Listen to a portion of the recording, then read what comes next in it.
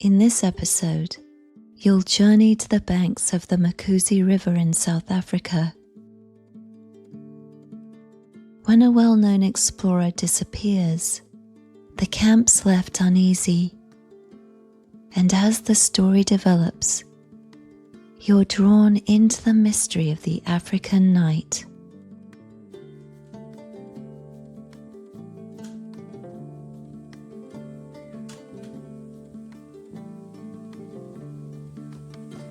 It gets cold here on the Mkuze River.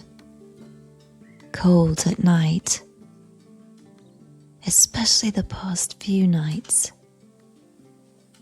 You've had to keep the stove fed, wood popping, just to make it through till morning. But the mornings, those are the reward. Sun punching through mist, hot coffee in your hands.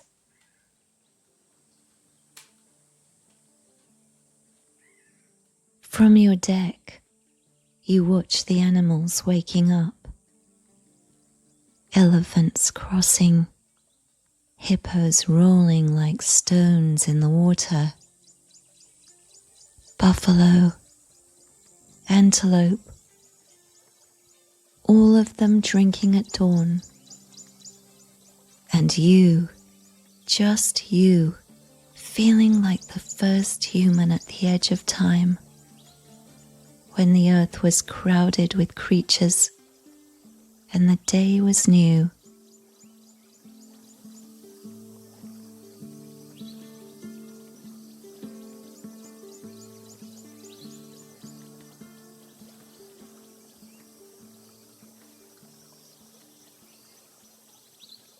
You've been staying for a week at Sabela Camp in northern KwaZulu-Natal, South Africa.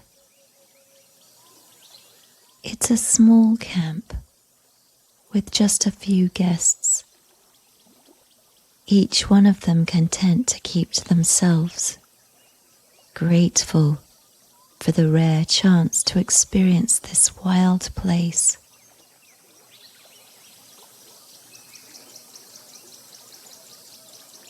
But in the past few days, something's drawn you all together.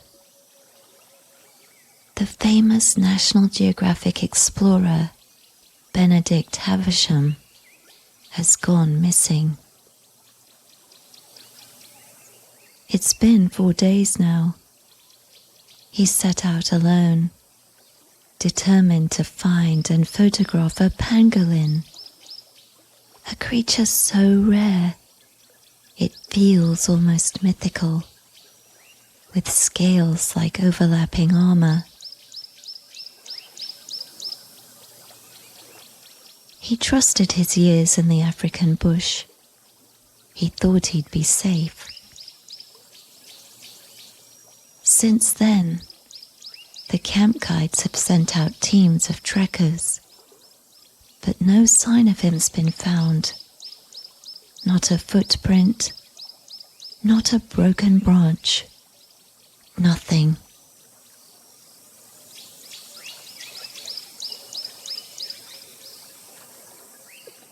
Around the campfire at night, the talk's grown uneasy.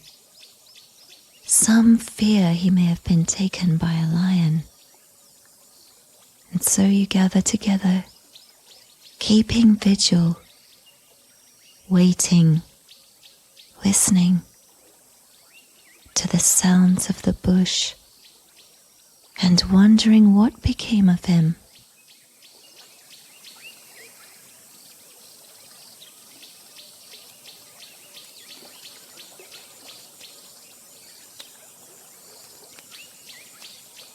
At night, you sit with the others around the fire, the sparks rising into the dark like restless spirits. The guides tell stories about Benedict, their voices low, as if the man himself might be listening from the shadows.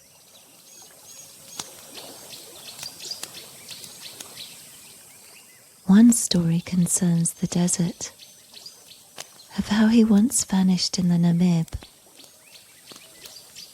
For days, there was no word. When he stumbled back into camp, his lips were cracked, his eyes sunken, but his camera was still strapped to his chest. He'd chased what he thought was a flock of flamingos to water, only to find a mirage shimmering on the horizon. He survived by catching dew in his lens cloth at dawn.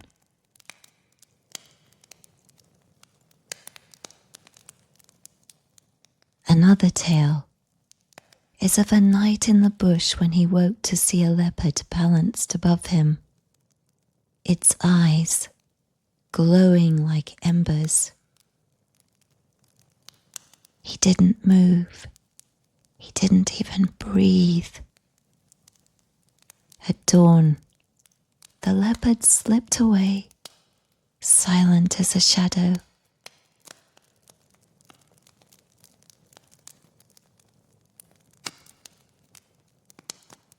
You listen, and you wonder which parts are true and which are legend.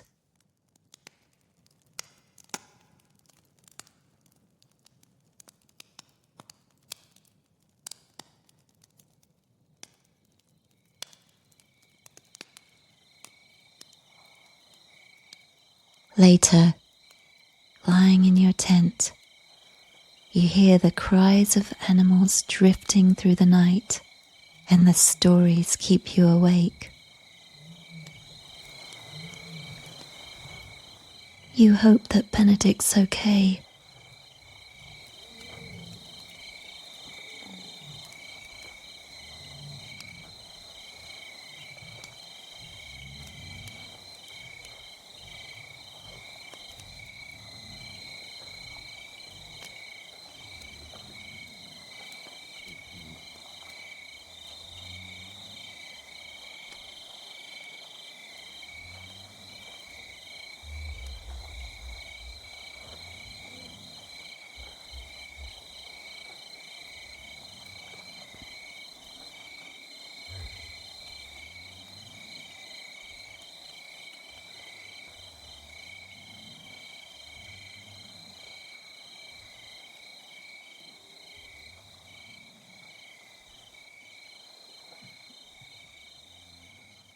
Another day passes. The weather turns first. By afternoon, the sky bruises purple and grey. The air thick with waiting. Wind rises through the fever trees, restless, carrying the scent of rain.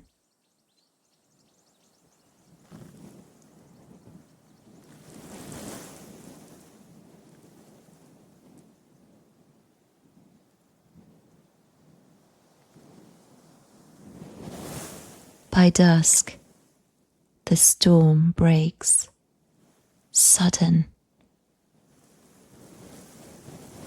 and hard, rain hammering on the canvas. The camp vanishing in mist and water.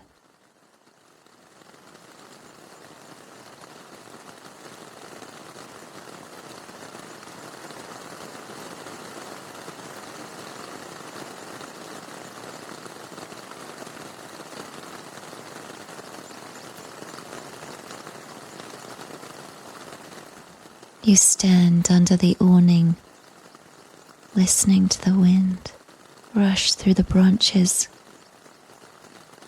wondering if somewhere out there Benedict is seeing the same storm.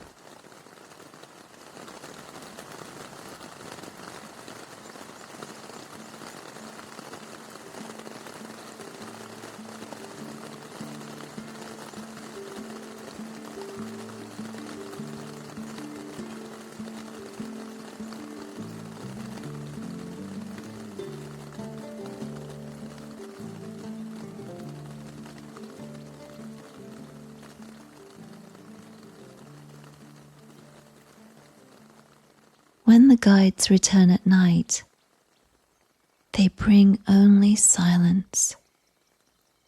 No tracks, no sign, no clue.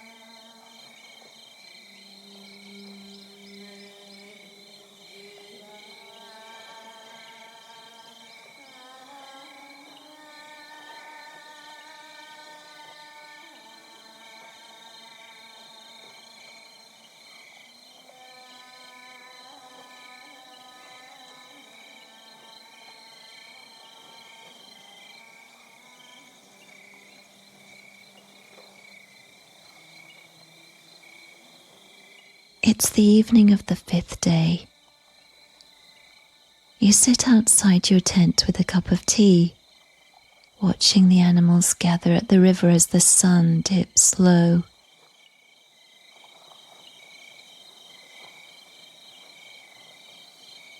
A flock of spur-winged geese suddenly takes to the sky, their wings flashing in the light, their calls sharp, as if they're disturbed.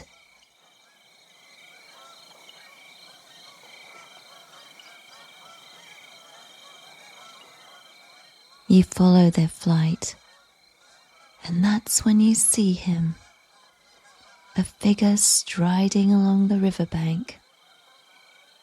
Benedict.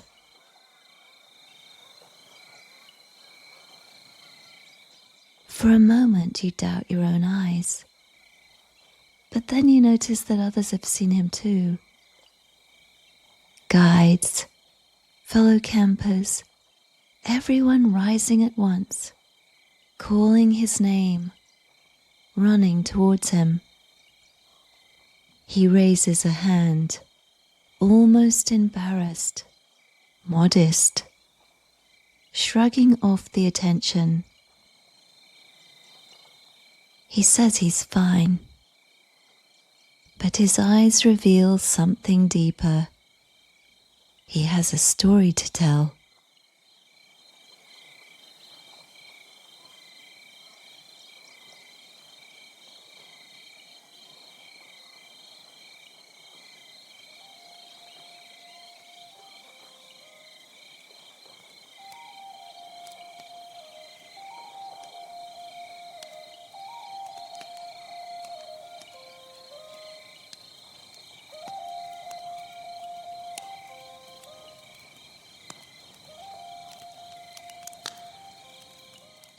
Later you gather around the fire in the center of camp. Someone presses a tin cup into Benedict's hand. He drinks deeply and smiles. He lowers himself down into a camp chair, brushing the dust off his trousers. And the chatter around him settles into silence. Everyone's waiting. He looks a bit embarrassed by all the attention, apologizing first for the worry he's caused, for the long days of searching. He says he never meant to trouble anyone. But then his voice changes. light catching in his eyes. He tells you he's had the most fantastic time, as though he'd stepped out of the world and into another, a place only he'd been allowed to see.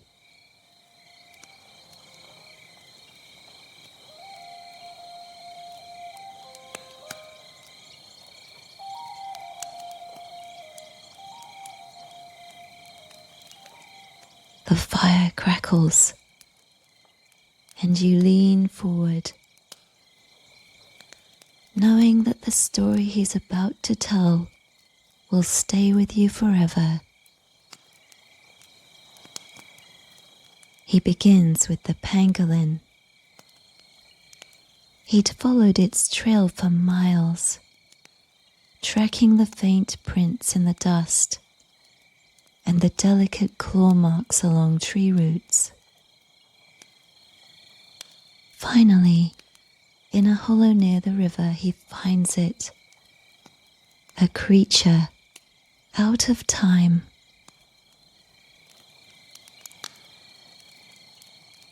He observes as it shuffles forward, tail sweeping, nose pressed to the ground, searching for ants.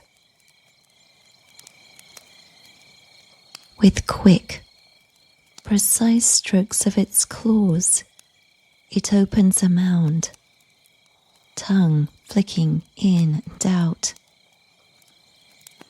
impossibly long, drawing insects into its mouth.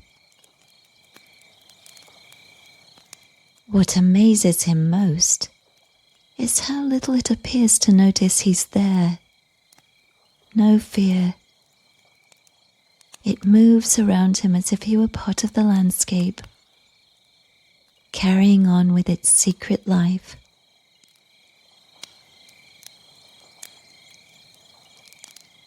He takes photographs, fills pages of notes, so engrossed in watching that he loses all sense of time.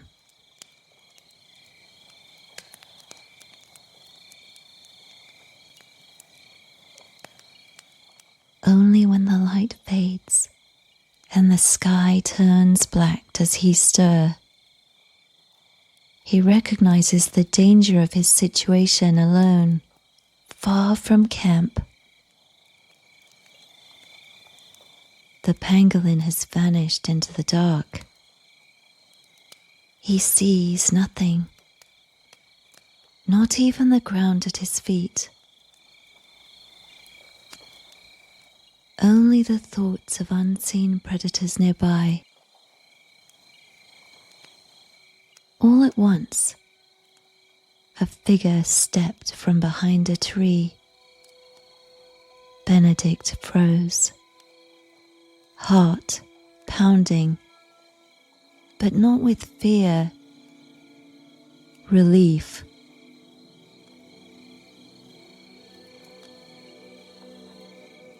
Whoever this man was, he posed no threat.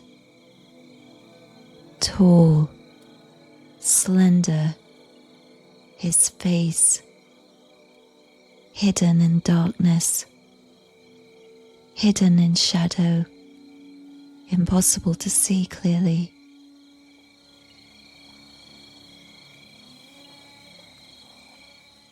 The man spoke softly, in a language Benedict couldn't understand. The words floated past him like water over a stone. Then the man extended a hand. Benedict took it without hesitation. Together, they moved into the night. The tall stranger guiding him across the veld. The grass rustled beneath their legs. The darkness closing in on all sides.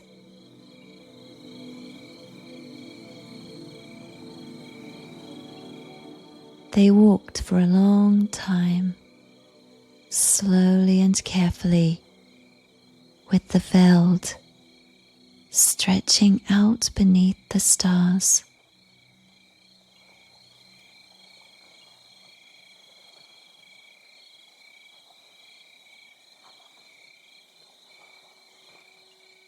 The starlight allowed Benedict to see the man in more detail.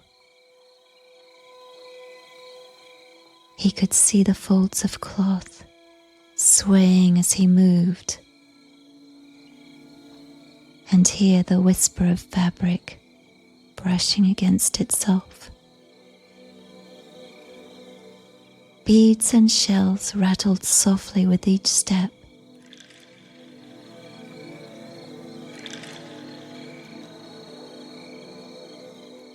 The man carried a large staff, topped with a big piece of quartz that faintly glimmered in the starlight.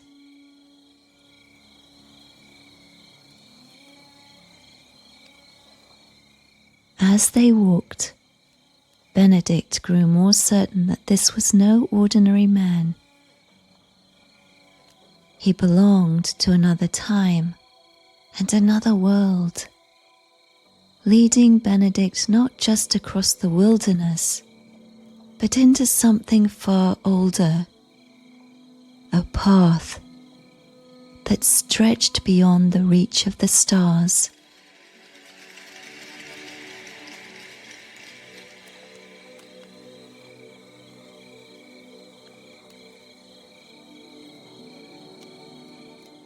As they moved along, Benedict started to notice the silence.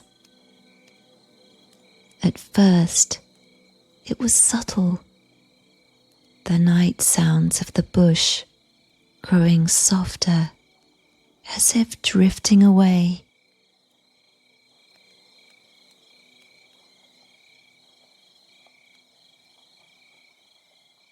What replaced it was something else, a hum so low it might have been the earth itself breathing.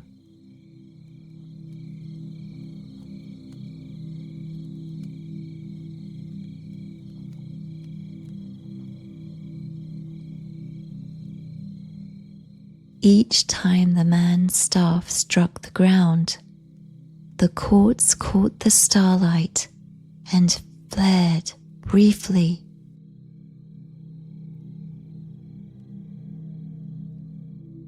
Benedict's sense of time grew faint. He no longer knew if minutes or hours were passing. He felt light, unmoored, as if the path was carrying him as much as he was walking it.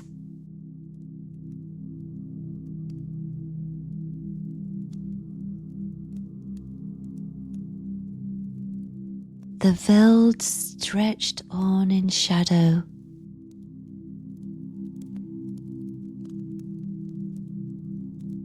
But he had the sensation he was being led not across land, but through a doorway, each step slipping him further into another realm.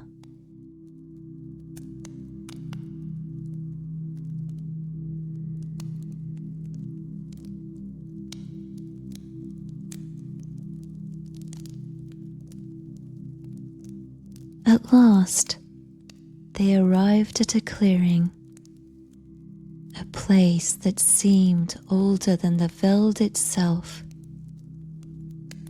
Low huts encircled a wide fire, their walls woven from reeds and clay with thick thatch roofs. Figures sat silently around the flames, their faces illuminated by firelight, their shadows long and still. It was as though they'd been waiting,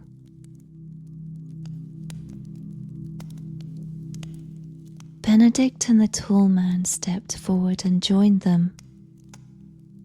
They sat together, no words spoken, only the crackle of the fire and the embers rising into the night, climbing towards the stars until the two appeared to meet. Somebody placed a wooden bowl in Benedict's hands. Soup, simple and hot. He tasted it, and it was unlike any food he'd ever known. Rich and full, as if the earth itself had bestowed it upon him.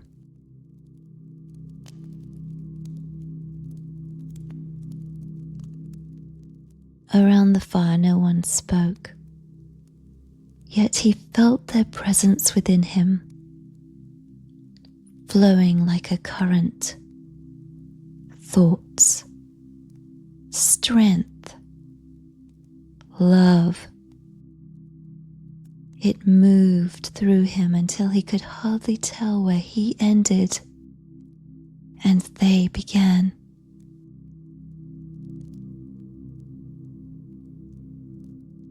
Then the truth came, as if whispered into his soul. Carry this back. Tell them that love is the only answer. That every person must be met with love, without boundaries, without fear, without condition. No creed, color, or belief can withstand it. Only love endures. Only love saves.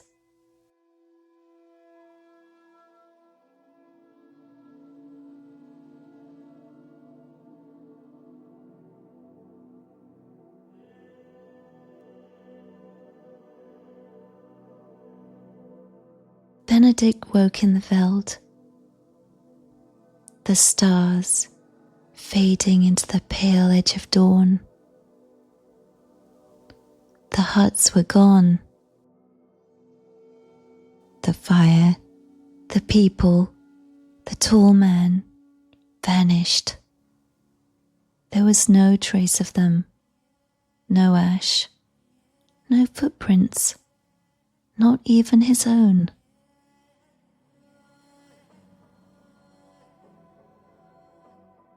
For a moment he lay still, unsure if he'd dreamed it all. Then he opened his hand. Resting in his palm was a small, heart-shaped stone of rose quartz. And with it came the memory. Firelight, the circle of faces, the love that poured into him, filling him until he thought he might burst. The message rose again, clear and undeniable. Love is the answer. Love without measure, without limit. It was as true in the daylight as it had been in the dream. He pressed the stone to his chest and breathed it in.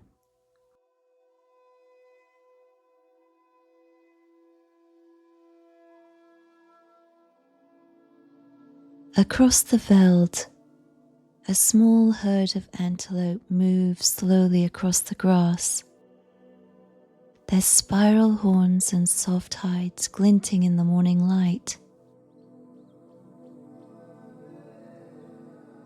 Benedict rose and followed them. He knew they'd lead him to water, and the water would lead him back to the river.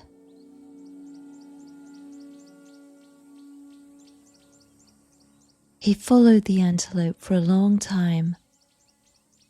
their cautious steps carrying him across the open veldt until at last he reached the river, the Mkuze. Its waters slipped quietly through the reeds, brown and gleaming under the morning sun. He turned west, knowing the river would guide him back to camp.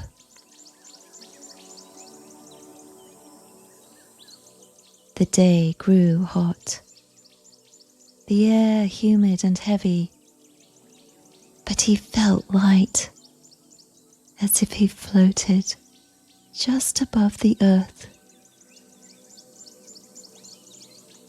He wasn't hungry or thirsty. The bowl of food the tribespeople had given him was still with him, not only in his stomach, but in his blood, in his bones.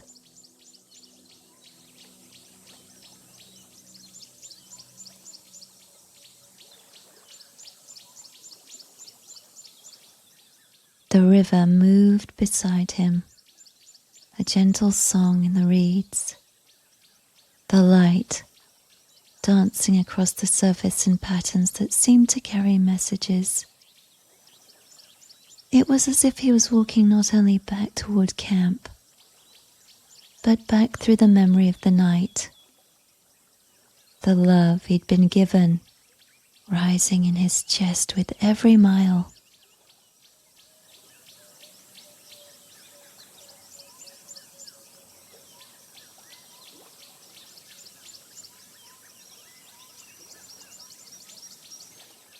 By the time the sun set, the river had carried him to higher ground, and from there, across the veldt, he saw the shapes of canvas roofs and the faint trail of smoke rising into the amber sky, the camp.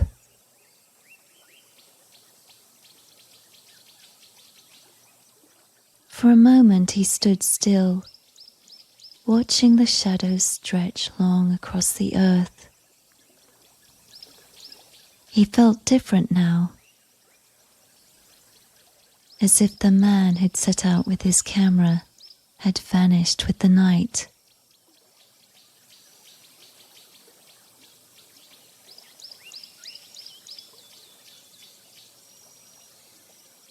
He thought of the years spent chasing images, chasing moments to pin to a page, always hungry for proof of what he'd seen, and he knew he was finished with that. His work was no longer to capture the world, but to carry its truth, the truth he'd been given, that in a world slipping into darkness, love must be the light.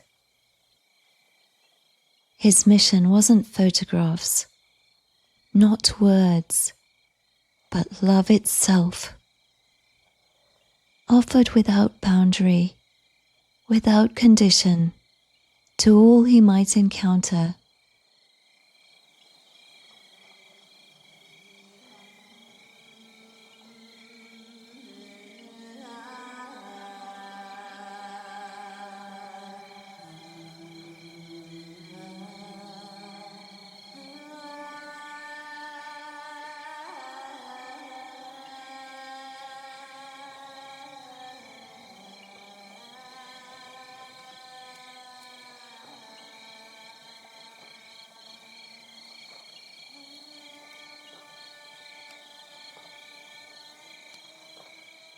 The camp was quiet as he descended towards it. He saw the figures of his guides and campmates gathered around the fire, the flames flickering as dusk deepened. Someone looked up, then another, and soon they were on their feet, voices calling his name. He walked into the circle of light, and they welcomed him in. He lowered himself onto a chair by the fire. And in that moment, surrounded by his companions, he felt the weight of the message burning steady in his chest, ready to be shared.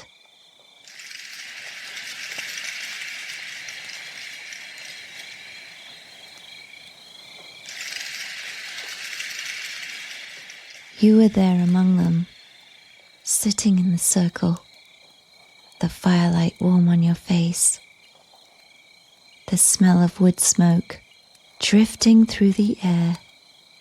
Benedict spoke softly, his voice steady and clear, and the words hit you with unexpected force. Love is the answer. Meet each person with love. No boundaries, no conditions. You could feel the truth of it smoothing the raw places inside you, giving you quiet strength.